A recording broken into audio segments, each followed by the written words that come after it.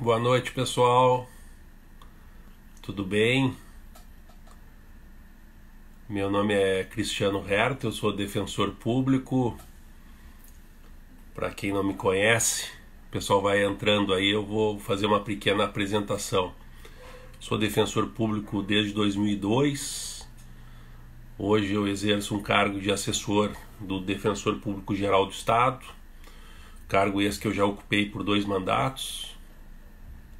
E hoje nós teremos mais uma live da Defensoria Pública, uma live muito especial nessa programação de lives que a Defensoria tem feito, discutindo várias temáticas, convidando defensores públicos, pessoal de fora da carreira também, para conversar um pouco sobre diversas temáticas. E hoje nós vamos ter, como eu disse, uma live muito especial, porque nós teremos a participação de uma das pessoas que está na linha de frente do combate ao coronavírus aqui no estado, uma das mulheres fortes do governo Eduardo Leite, que é a secretária Arita Bergman, secretária estadual da Saúde. Daqui a pouquinho, então, vou deixar o pessoal entrar, daqui a pouquinho eu faço aqui o procedimento para convidar a secretária Arita para ingressar no nosso bate-papo. Digo bate-papo que vai ser bem descontraído. A temática é uma temática pesada, tá o mundo todo sofrendo com a pandemia, mas infelizmente nós temos que seguir em frente, temos que encarar e temos que superar as dificuldades.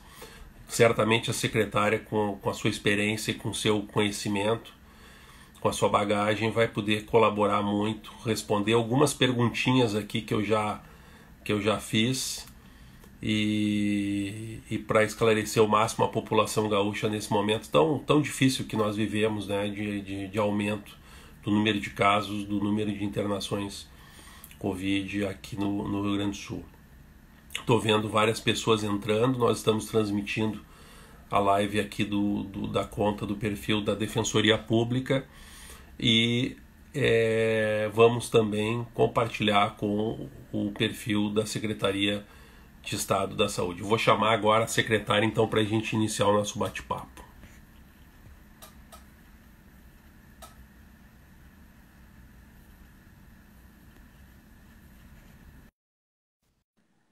Vamos aguardar, está chamando. A secretária deve conectar em breve. Boa noite, secretária.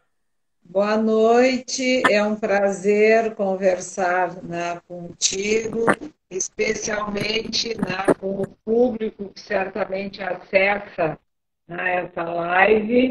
Estou aqui à disposição, firme e forte, trabalhando muito. Muito obrigado, secretária. Eu estava, antes de chamá-la para o bate-papo, falando para os nossos ouvintes, espectadores, que essa é uma live muito especial da Defensoria Pública. Nós temos uma programação nos últimos dias e semanas de lives para discutir diversas temáticas. Mas essa, naturalmente, é muito especial porque conta com a sua participação. Então, eu, de pronto, queria agradecer a sua disponibilidade, o seu tempo.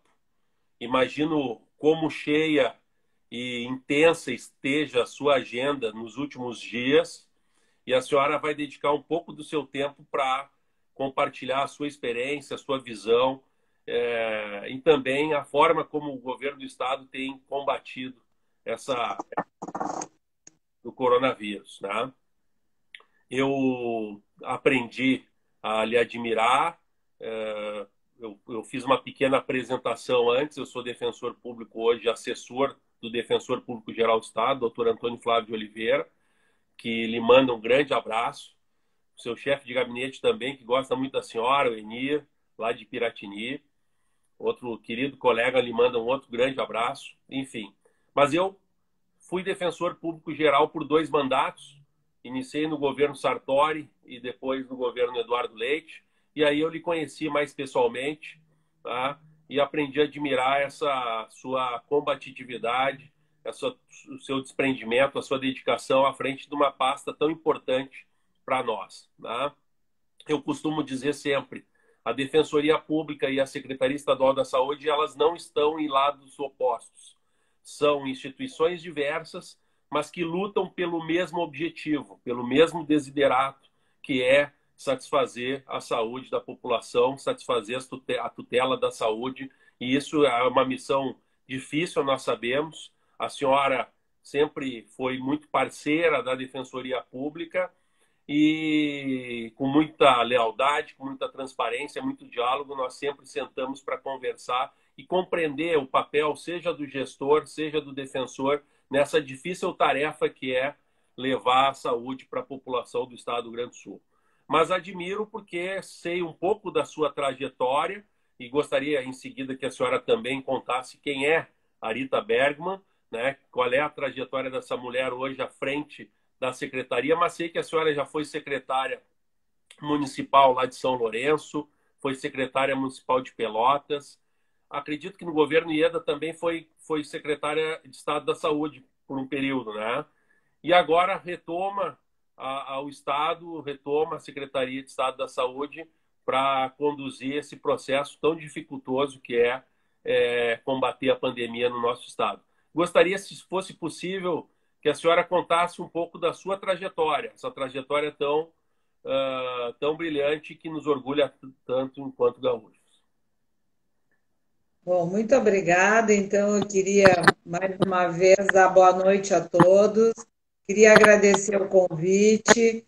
Queria dizer que desde que aceitei o desafio com muita honra, pelo convite que o senhor governador Eduardo Leite fez com que eu pudesse estar na frente aqui da gestão da saúde, a convivência fraterna e respeitosa com a Defensoria Pública, no período em que estivesse como defensor público geral do Estado, demonstrou realmente que as boas parcerias, respeitando o espaço de cada uma das instituições, faz a diferença na defesa do direito do cidadão de ter acesso a serviços de saúde de qualidade. Então, muito obrigada, defensor doutor Cristiano. Foi um período, e eu tenho certeza que com o novo defensor que assumiu recentemente, com vários profissionais. Quero dar um abraço para o Enir, porque realmente, não é porque ele é da região sul, que nem eu, mas realmente nós temos já desenvolvido boas parcerias.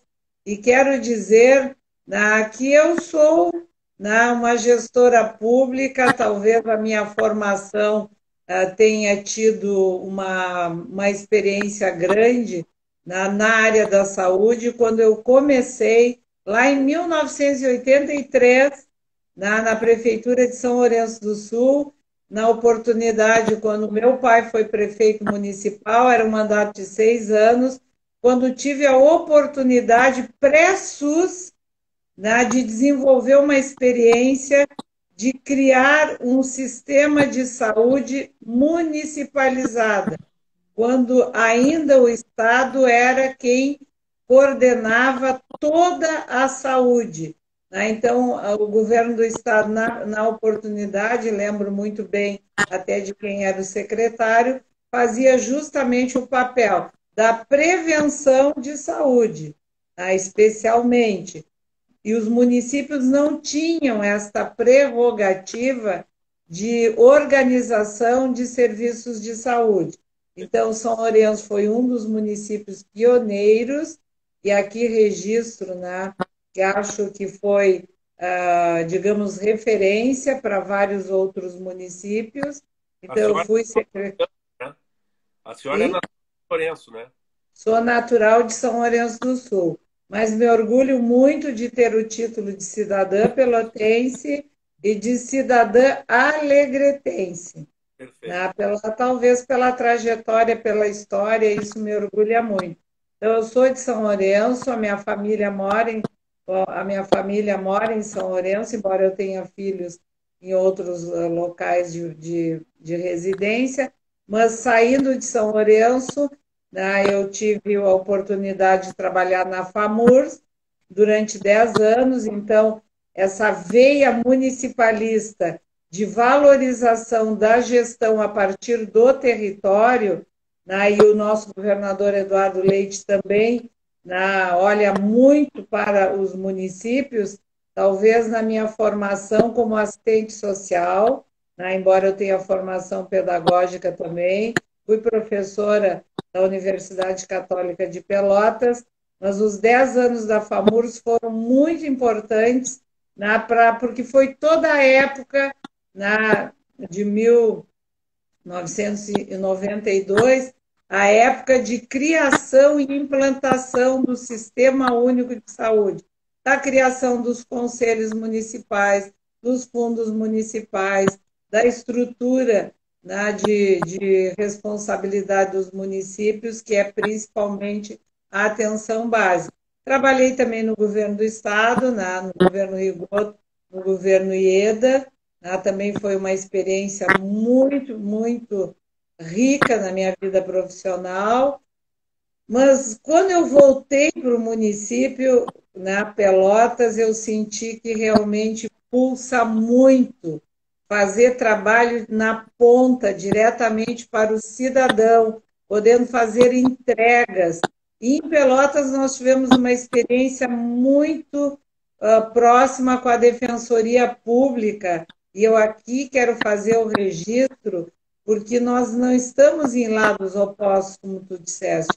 Nós estamos juntos quando se trata do direito do cidadão, né? E podemos, através do diálogo, através da parceria, através de criação de estratégias, né, fazermos o melhor para o cidadão. Então, por último, eu estive em Pelotas, na gestão pública, né, trabalhei junto com o governador Eduardo Leite, e quando ele me convidou para vir para o Estado, eu não sabia que ia ter epidemia, né? É bom que se diga E não desse isso.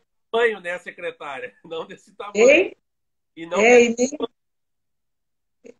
eu não sei se estão me ouvindo bem, porque eu estou vendo um ruído, mas de qualquer forma, assim, acho que alguém, eu às vezes digo isso, eu não sabia que ia ter pandemia, mas talvez, né, eu não sei interpretar isso, mas talvez eu tinha que estar aqui, né? Acho que o governador Eduardo Leite tem, né, tem mostrado que é um governador comprometido. Né? Todo esse trabalho nós temos muito apoio, trabalhamos muito em equipe, com parcerias. Inclusive, eu queria aqui destacar, né, que tem um grupo dos poderes onde a Defensoria Pública faz parte. Então, é um governo que ouve, é um governo do diálogo, é um governo que valoriza a ciência, é um governo que se baseia em dados.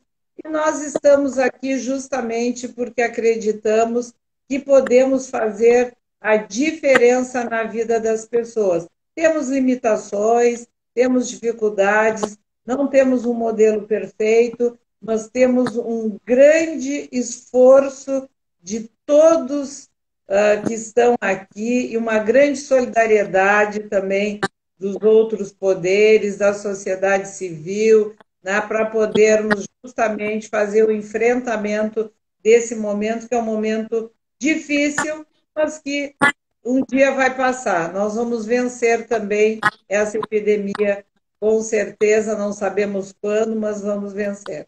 Com certeza, e muito da sua bagagem, da sua experiência, certamente, como a senhora disse, a senhora está no momento certo para enfrentar essas dificuldades, né?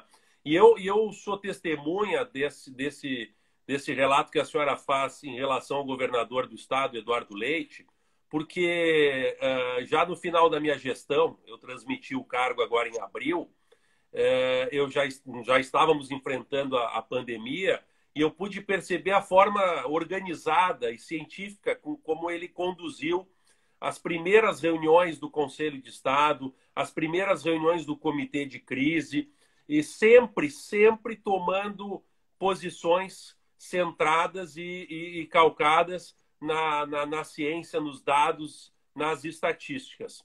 Aliás, dados esses, né, secretária, que nos fizeram agora em fevereiro, nós assinarmos uma grande parceria com a Secretaria Estadual da Saúde. Em fevereiro, nós assinamos alguns documentos, alguns protocolos de cooperação para afirmar o Ser Saúde, um programa muito interessante que visa a redução da judicialização da saúde no Estado, com soluções extrajudiciais resolutivas, né? Com a participação da FAMURS, dos COSENs, estabelecendo fluxos de diálogo prévio, fluxos extrajudiciais que visem a redução da saúde. Foi o pontapé, eu tenho certeza disso.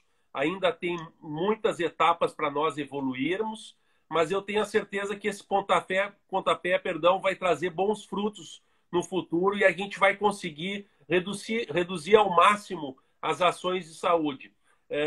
Eu tive uma participação direta nesse processo, porque em uma das reuniões do Colégio Nacional de Defensores Gerais, das quais eu participei, numa das reuniões da qual eu participei, se eu não me engano, no Nordeste brasileiro, em Sergipe ou na Paraíba, eu vi a apresentação de defensores públicos que tinham ferramentas, tinham oficinas de SUS mediado. E eu queria saber o que era esse tal do SUS mediado, o que significava, o que importava na prática a mediação do SUS, ou seja, a extrajudicialização, a desjudicialização do SUS. Também ouvi experiências e vi experiências do Rio de Janeiro e em outros estados. E eu voltei para o Rio Grande do Sul com aquela sensação, por que lá eles conseguem, aqui talvez a gente não consiga? Vamos sentar com a Secretaria Estadual da Saúde, vamos aproximar, vamos buscar o diálogo e vamos tentar ao máximo, como a senhora referiu agora, lá em Pelotas tinha uma experiência, buscando essas experiências de Pelotas, no caso Santa Maria, aqui no centro do estado, experiências muito produtivas com vistas a reduzir a judicialização. E aí que nasceu esse diálogo muito produtivo, muito positivo com a Secretaria, e nós assinamos em fevereiro essa parceria que precisa ser aprimorada, mas já está dando bons frutos e certamente está despertando a responsabilidade ainda maior da Defensoria, porque nós somos procurados pela população, muitas vezes que não tem acesso à saúde, mas sabemos das dificuldades dos gestores municipais, do gestor estadual, sabemos as dificuldades que nós precisamos vencer. É muito fácil entrar com a ação, mas não é o melhor caminho. O melhor caminho é estabelecer ferramentas, estabelecer fluxos com os gestores em nível municipal, em nível estadual, para se chegar a um bom termo e à efetividade daquela demanda. E eu queria lhe agradecer, não tive a oportunidade depois que nós nos vimos pessoalmente lá em fevereiro, agradecer pelo seu desprendimento, a sua dedicação, que tornou possível essa assinatura. Tá? Olha, doutor Cristiano, quem tem que agradecer é o povo gaúcho, né, pelo fato do senhor ter tido essa sensibilidade, né, de verificar que pré-judicialização, né, que é possível em muitos casos ter uma solução administrativa. E vou lhe dizer mais, a equipe aqui, quando eu voltei para a secretaria, eu já conhecia muitos profissionais, aliás, excelentes profissionais que nós temos aqui, não acreditavam que fosse possível nós conveniarmos a nível de Estado numa proposta para poder descentralizar para todo o Rio Grande do Sul, embora a gente saiba da autonomia dos profissionais, dos defensores em cada instância onde eles estão, mas que através do diálogo é possível evitar judicializações, agilizar o atendimento do cidadão. Experiência essa que foi exitosa lá em Pelotas, né, onde nós sentávamos semanalmente todos os casos que chegavam na defensoria, nós fazíamos um filtro, analisávamos se tínhamos o medicamento, se tínhamos a consulta, como fazer o agendamento, o exame, etc. E vimos que o cidadão agradecia, porque era possível, inclusive, acelerar a resposta objetiva que o cidadão precisava. Porque, às vezes, pelo fato dele não ser ouvido, tá, ele vai buscar a defensoria, porque é um direito que ele tem.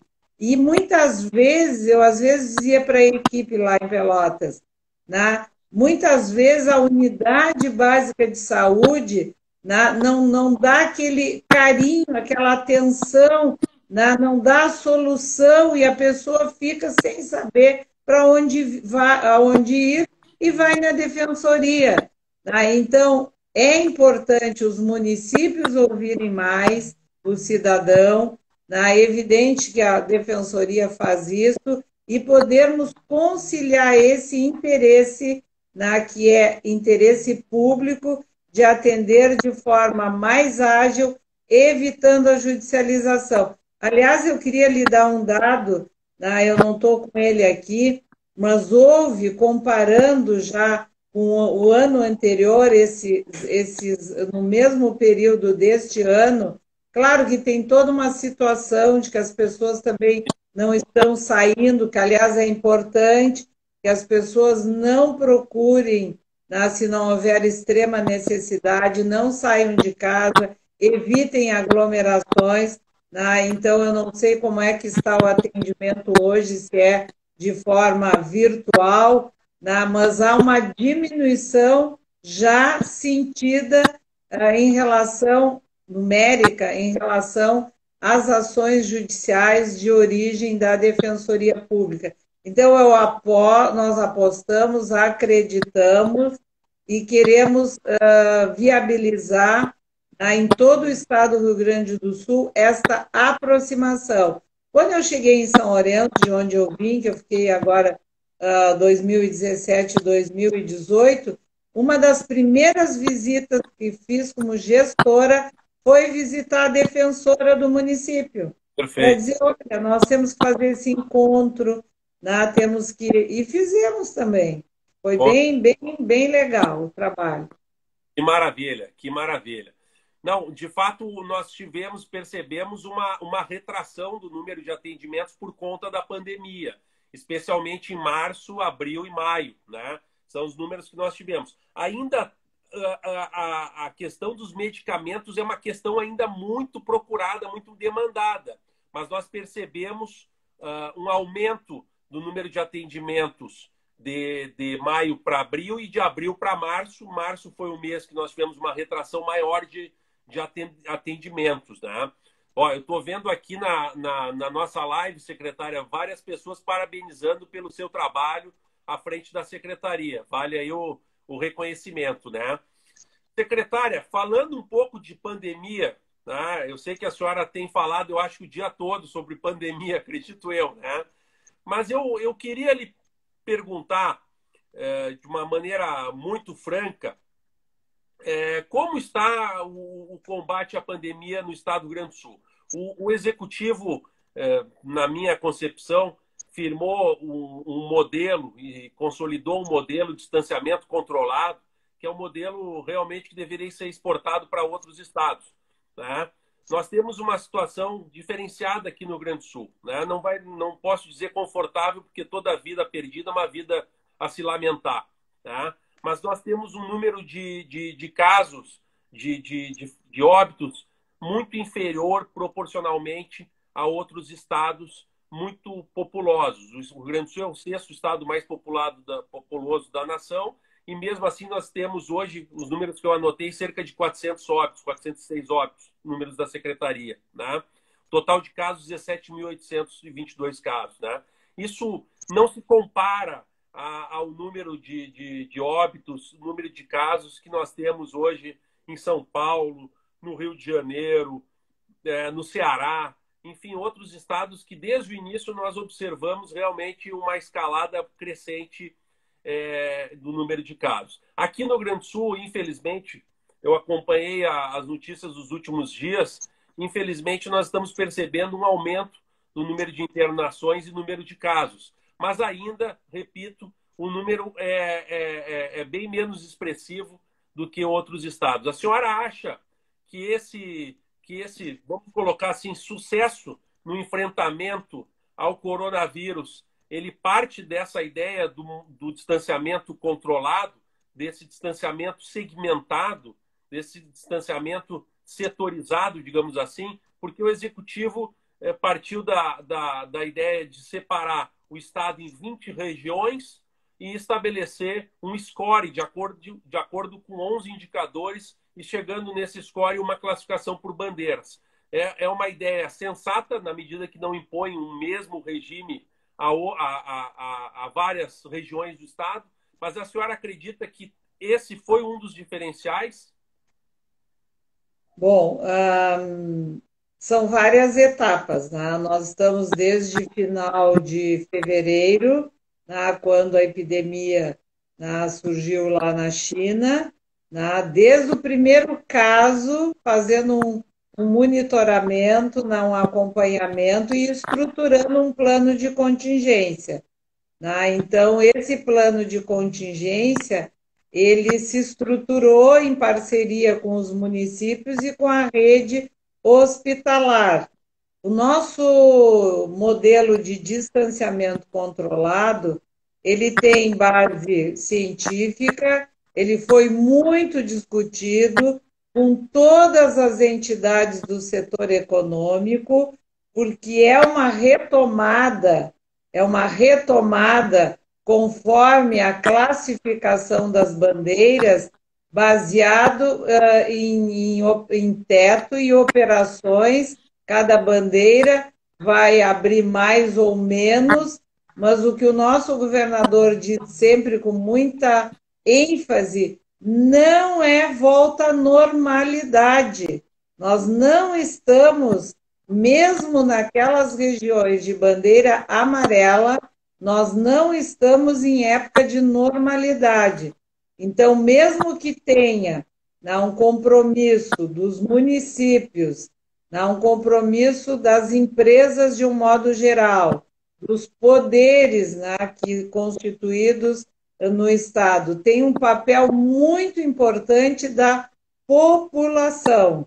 Então, o distanciamento controlado significa também na responsabilidade de cada cidadão, em evitar aglomerações, evitar, atividades que não que possam colocar em risco. Nós temos grupos em especiais, que têm comorbidades, que têm que ter um cuidado maior. Agora, o vírus não tem raça, não tem idade, não tem classe social, não tem território, e ele é invisível.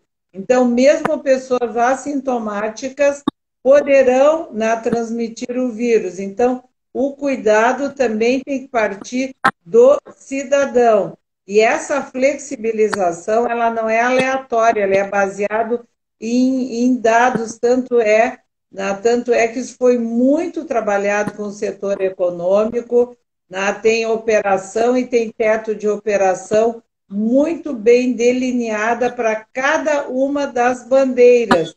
Por isso que dá uma reação, como deu essa semana, das regiões que ficaram em bandeira vermelha. Nós temos que nos preocupar muito, não é só com a bandeira vermelha, é com a amarela, a laranja e a vermelha. Agora, tu falaste na questão dos leitos. Realmente, esse modelo ele levou em conta duas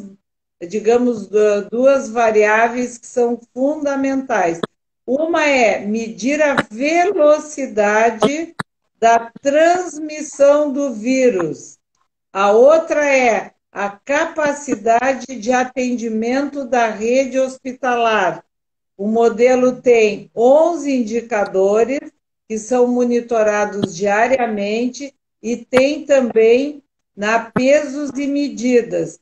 Então, a equipe de dados, que é o comitê de dados, faz a cada final de semana uma avaliação, e eu não vou aqui falar em cada um dos indicadores, que levaria muito tempo, mas que tem como referência o que aconteceu na última semana, comparando com a anterior, em relação ao número de casos, casos confirmados, óbitos, casos ativos relacionados com os confirmados, para trás. E olha também uma projeção para frente. O que pode se esperar em relação ao atual cenário, o cenário da sexta-feira, para a bandeira rodar no sábado, e vai nos preocupar mais na semana seguinte ou nos próximos 14 dias, no caso das projeções, inclusive em relação à taxa de ocupação e a possíveis óbitos. Então, nós temos isso desenhado, e isso nos coloca em alerta e classifica as bandeiras. Mas o Estado do Rio Grande do Sul fez, né, um trabalho que eu preciso aqui dizer, até porque eu vi um dos que escreveu ali. Eu acho que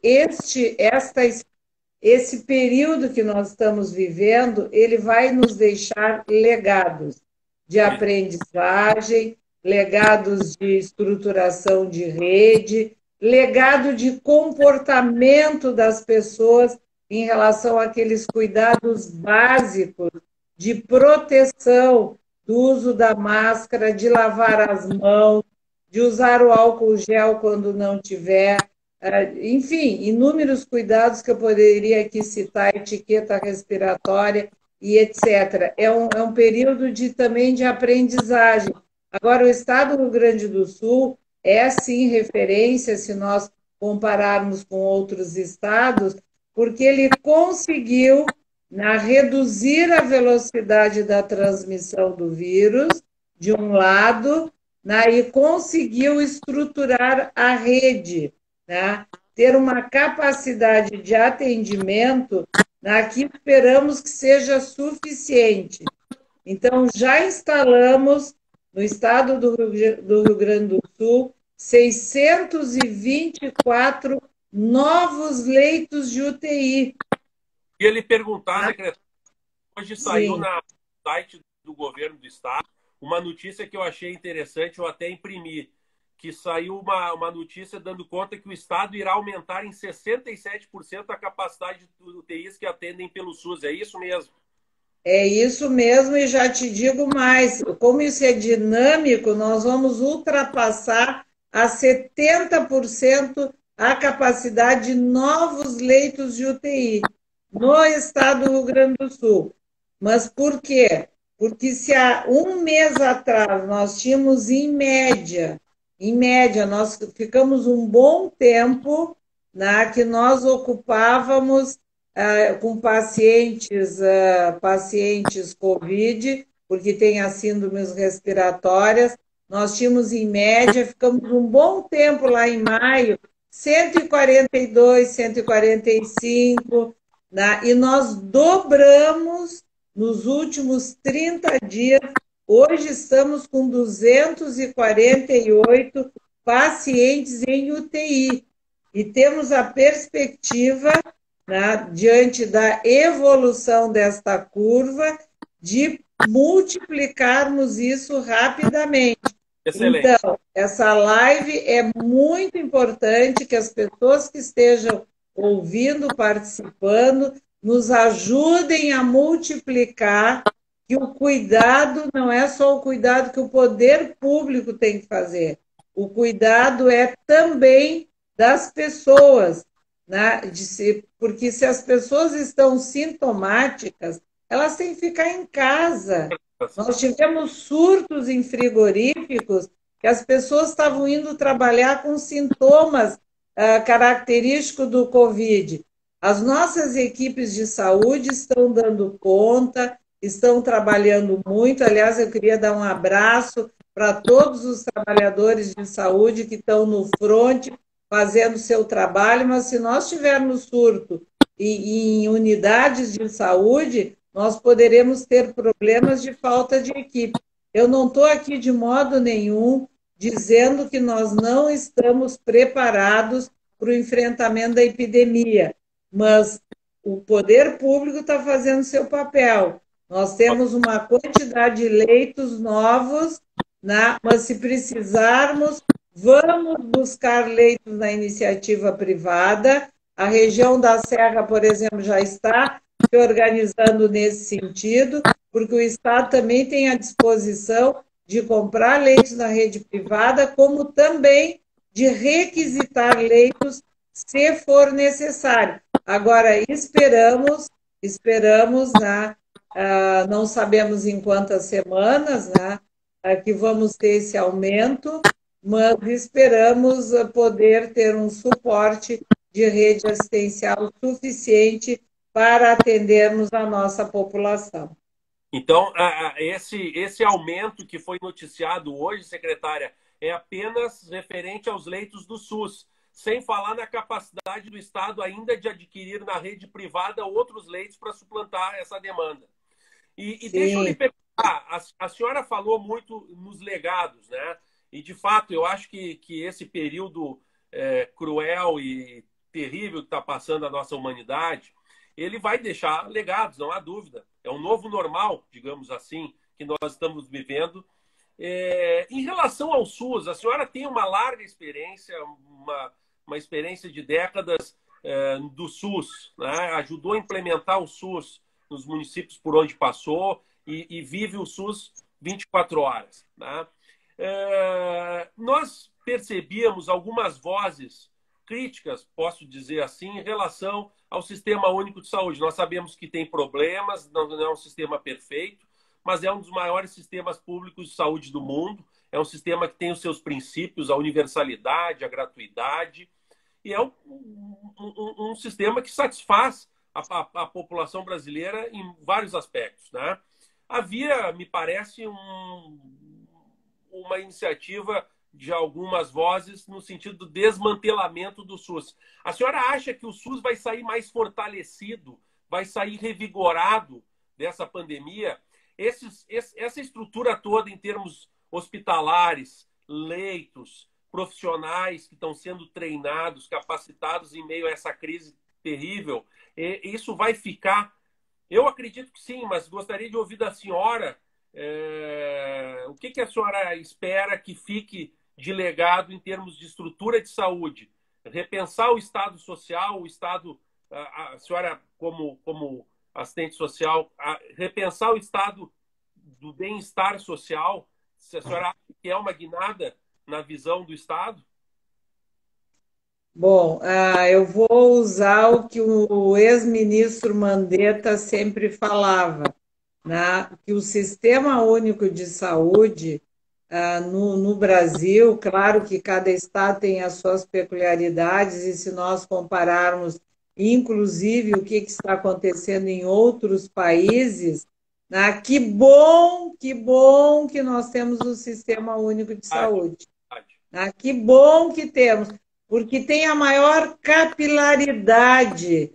Todos os municípios têm serviços de saúde, da atenção primária, tem as UPAs, os municípios, muitos municípios de grande porte criaram clínicas de triagem para o Covid, criaram hospitais de campanha, muitos leitos de hospitais de campanha, né? E também é preciso que se diga, nós temos 6.670 leitos clínicos.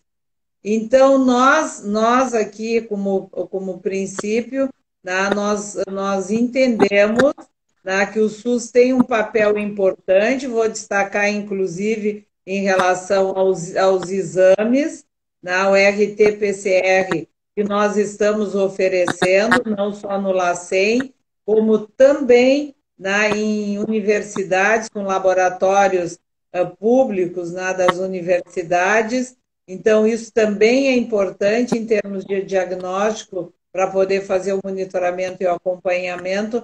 Agora, nós somos um governo, né, que entende, isso é da Constituição Federal, que a assistência complementar, esgotada a capacidade do sistema público, né, é possível e devemos formar parcerias através de contratos Perfeito. ou convênios com a iniciativa, em primeiro lugar, com os filantrópicos, as santas casas, mas podemos também fazer compra de serviços privados, principalmente na área de apoio diagnóstico, que muitas vezes é necessário porque não temos suficiente na rede pública.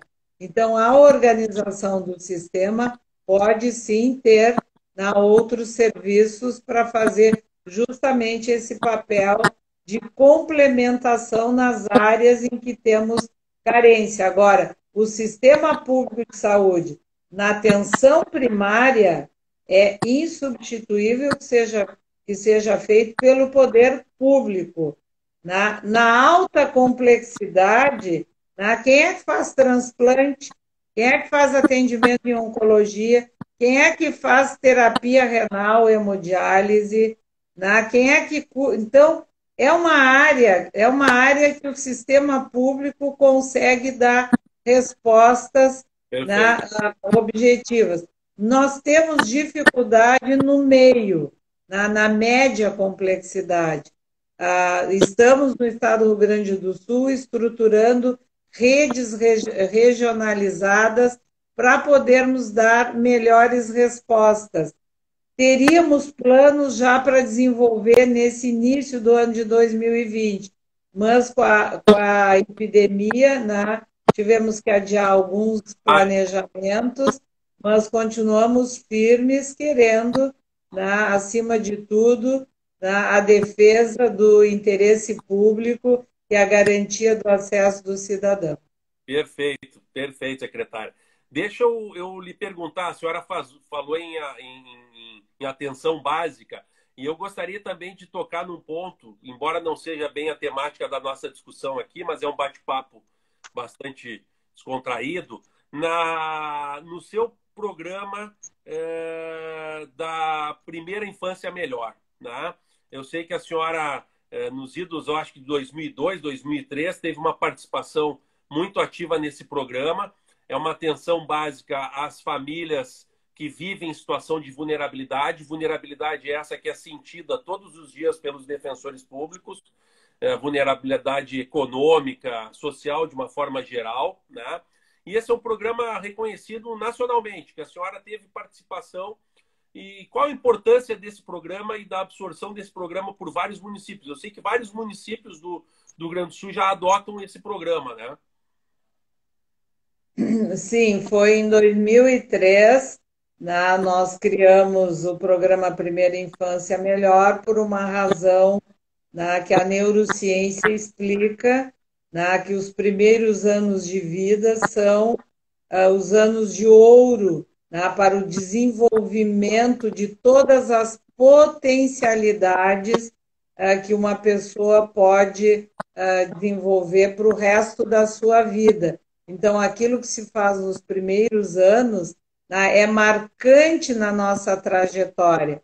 Todas as janelas de oportunidades, seja no aspecto emocional, no aspecto intelectual, enfim, se dão nesses primeiros anos de vida. Então, naquele período, então, se criou essa política pública, que depois foi adotada, inclusive a nível nacional, com o programa chamado Criança Feliz. Eu tenho muito orgulho de ter participado junto com o então secretário de Saúde, Osmar Terra, da criação dessa política pública, que é uma política pública permanente. Inclusive, nós estamos, e isso está no gabinete de crise, trabalhando muito na questão da retomada da área da educação. Já tem um plano do governo nessa área, e nós aqui da Secretaria da Saúde, bem na linha do que tu estás colocando, temos uma preocupação muito grande com as crianças com famílias em situação de vulnerabilidade, porque a oportunidade dessa criança estar num espaço de uma escola de educação infantil ou em atendimento com o visitador da primeira infância é de suma importância também no aspecto social. Eu falei do emocional, do intelectual e não falei do social. É muito importante. Aliás, tem estudos, um dos estudos é do Prêmio Nobel de Economia, o James Heckman, que diz que o $1 aplicado nos primeiros anos de vida é uma economia para o futuro, porque teremos pessoas com maior escolaridade, com menor incidência na área de criminalidade, pessoas com melhor renda, menos pessoas tendo que ser tirada do seu contexto familiar para ir para instituições muitas vezes fechadas. Então, é muito importante nessa retomada, é uma preocupação do governo, justamente que possamos, o mais breve possível, pensarmos também no atendimento da primeira infância junto às escolas. Que, aliás, eu acho que nós podemos, quem sabe, a partir dessa conversa, desse bate-papo, junto com a Defensoria Pública, assumiu agora um novo secretário na área da cidadania, assim como temos a secretária também da área da assistência social. Quem sabe fazermos esse tripé: assistência social, educação, saúde e defensoria pública. Quem sabe fazemos um convênio também para proteção da primeira infância. Muito bom. Até lançando um desafio Não, aqui. Nós aceitamos o desafio, secretária, porque eu toquei nesse ponto, embora não diga muito com o assunto pandemia, mas porque a defensoria, os defensores, eles têm uma percepção muito específica e muito especial dos problemas, das mazelas sociais que afligem as crianças, seja na primeira infância, os adolescentes também. Mas esse programa da Primeira Infância Melhor, eu sei que é um programa reconhecido nacional e internacionalmente. Então, falo aqui certamente em nome do doutor Antônio Flávio, temos todo o interesse de firmar parcerias para tentar divulgar e efetivar esse programa. Secretário, o nosso tempo está acabando, infelizmente, o papo está muito bom, né? Eu só gostaria de conversar com a senhora sobre a questão de Porto Alegre. Nos últimos dias, nós estamos acompanhando, infelizmente, um aumento do número de internações aqui em Porto Alegre. E eu, folheando os jornais da última semana, né, percebi, talvez esteja equivocado, que a preocupação, algumas semanas atrás, era a região de Lajeado, região dos Vales, o norte do estado, Passo Fundo. E hoje Porto Alegre tem despertado, pelo menos na mídia, a atenção em função especialmente da capacidade de atendimento do sistema de saúde, que, sei, é um dos vetores do modelo de distanciamento social controlado. Não só o avanço da epidemia, da pandemia, mas, sobretudo, a capacidade de atendimento, né? O prefeito Marquesan, inclusive, deu uma declaração no Correio do Povo de hoje, que eu fiquei um pouco impressionado, dizendo que o cenário atual demonstra que a circulação do vírus está muito rápida e a estrutura de saúde não vai aguentar. Eu fiquei um pouco impactado com essa declaração, né? Mas, claro, ele talvez esteja tentando sensibilizar a população, como a senhora disse, que precisa fazer a sua parte, né? Todos nós precisamos fazer a sua parte. A senhora, como gestora maior da saúde no estado do Rio Grande do Sul, a senhora também enxerga dessa forma ou acha que com todos esses investimentos que estão sendo feitos em nível dos municípios, em nível do estado do Rio Grande do Sul, nós vamos conseguir superar e vamos conseguir continuar com esse achatamento da curva, me parece, na medida em que a capacidade do sistema ainda está dando conta? Bom, eu não estou com os dados direto de Porto Alegre aqui, né, mas quero dizer que tanto o prefeito Marquesan quanto o secretário Pablo e a equipe, né, têm um plano de contingência, né, estruturado. Sabemos, até porque o governo do estado, o próprio governador esteve, né, no Hospital de Clínicas de Porto Alegre, que está implantando 105 novos leitos de UTI. A Perfeito. Santa Casa de Porto Alegre também pediu habilitação de 80 novos leitos, assim como o Hospital Vila Nova tem uma perspectiva de mais 20 leitos. Então, agora, recentemente, Então, são leitos novos. Recentemente, né, foi entregue até uma parceria do setor privado, que, aliás, isso era um comentário que eu queria fazer, tem tido muita solidariedade do setor privado. Hoje mesmo entregamos muitas equipamentos de proteção individual de um projeto chamado Todos pela Saúde, assim como tem tido. Bom, nós abrimos, eu já volto para Porto Alegre, nós abrimos o Hospital Regional de Santa Maria. maravilha. Que fica Hospital esse. esse que começou em 2003. Eu estava aqui quando a gente escolheu o terreno. Eu Nossa, estava aqui em 2010, quando iniciou a obra. Voltamos e o hospital ainda não tinha sido aberto. Ele 17. foi aberto, o hospital, início de maio, praticamente com doações. Mas isso é outra história. Aliás, eu quero falar outro dia sobre saúde mental, que eu achei que tu ia perguntar da minha história na área de saúde mental. Mas voltando aqui para o novo defensor geral do Estado, deve ter achado, olha, convidar a secretária e ela já está se oferecendo para uma próxima, mas não Não, é isso. não, Eu essa tô, parceria está anotada. Nós vamos buscar essa parceria agora sim. Pode deixar. Não, mas então voltando para Porto Alegre. Então, Porto Alegre entregou essa semana um novo hospital que foi construído pela iniciativa privada. Eu realmente, assim, ó, qual é a preocupação do prefeito, que é a mesma do governador e que deve ser a mesma de todos nós, tá? A evolução, nós temos projeções. A evolução, eu já dei o dado, dobrou no último mês. Então, a tendência agora, até chegarmos num ponto na X, que eu não sei em que semana será, é multiplicação de pacientes precisando de leitos de UTI.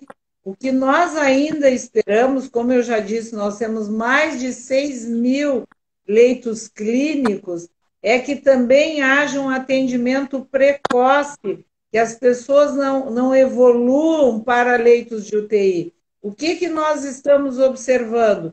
Que a ocupação de leitos clínicos se mantém estáveis. Né? Eu vou dizer algo aqui, né? Eu vi que a Regina também está participando, o novo defensor também. Mandou. Né? Muito obrigada pela audiência, um abraço. Então, o que eu vou dizer aqui? Eu acho que algumas pessoas estão com medo de ir procurar o atendimento. Claro, claro. Porque é muito rápido, né? A pessoa está bem e daqui a pouco ela já não está bem.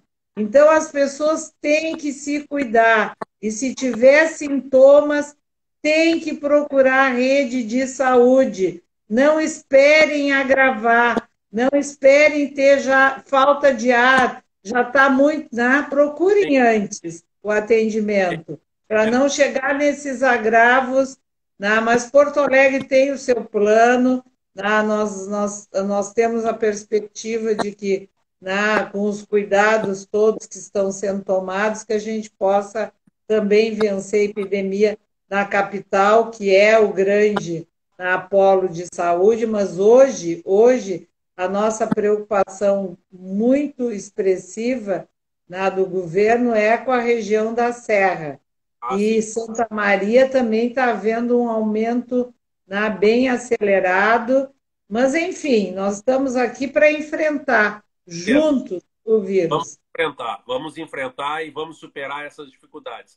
Secretária, lamentavelmente eu tenho uma má notícia, eu vou ter que encerrar em função do tempo que se passou e o Instagram tem 1 hora de limite, senão ele cai Eu peço desculpas porque a primeira live a gente nunca esquece, então eu estou um pouquinho atrapalhado aqui, não sei se eu conduzi bem, mas eu queria muito, mas muito agradecer a senhora, em nome da Defensoria Pública do Estado do Rio Grande do Sul, em nome do Defensor Público, doutor Antônio Flávio, pela sua disponibilidade. Nós sabemos que a sua agenda está extremamente lotada, intensa, o dia todo, e a senhora dedicou uma parte do seu tempo para nos brilhar com esses ensinamentos, essa sua visão do SUS, o combate ao coronavírus, o Estado do Rio Grande do Sul. E tenha certeza que a senhora tem o nosso reconhecimento.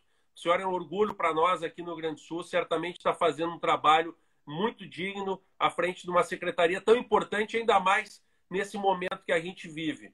Muito obrigado, secretária. Muito obrigado mesmo. Bom, eu queria, então, parabenizar o novo defensor, o Antônio Flávio, desejar sucesso, agradecer a forma carinhosa como tu conduziste essa live, porque me deixou muito à vontade. Então, parabéns pela forma como tu me recebeste neste canal, da Defensoria Pública. Obrigada não só pelas tuas palavras, como de muitos que eu fui lendo aqui na tela. E quero dizer que nós somos um governo, como eu já disse anteriormente, das parcerias, do diálogo, de ouvir e de construção de soluções conjuntas. Um governo sozinho não faz a sua tarefa de servir se não estiver nesse próximos, mesmo que hoje a proximidade seja através do vídeo, mas que não estejamos próximos justamente na busca daquilo que é o melhor e aquilo que nós sabemos fazer, mesmo com limitações, mas que temos a convicção que estamos nos doando com tempo, com conhecimento, com energia, para fazer o bem, o bem. É isso que nós queremos fazer. Muito obrigado. Obrigada. Todos os profissionais da Secretaria Estadual da Saúde que lhe acompanham. Um abraço muito carinhoso a todos os defensores públicos que estão nos acompanhando nessa live e que puderam prestigiar. Um forte abraço, uma boa noite, secretária. Obrigada. Tchau, tchau.